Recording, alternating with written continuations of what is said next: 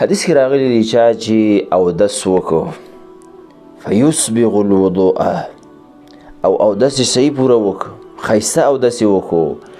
او د اودس د فراغت نه بعد دا دعا یې وویله اشهد ان لا اله الا الله وحده لا شریک له واشهد ان محمدا عبده ورسوله دې پورې خلاص شوه څه کېږي إلا فتحت له أبواب الجنة الثمانية الله أكبر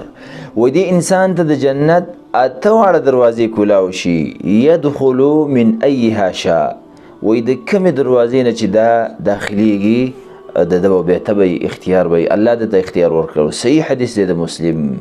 دا سونا سانا عمل دهر أو دسنا بعد دغ دعا ويل تا أتوار دروازي كلاويجي په جنت کې چې کمی وي ته بیا په کمه یوه باندې ورنوځي نو تا ته الله اختیار درکړی دی باید چې دا اسانه عمل ورونه او خویندې ټول دا هېر نه کړو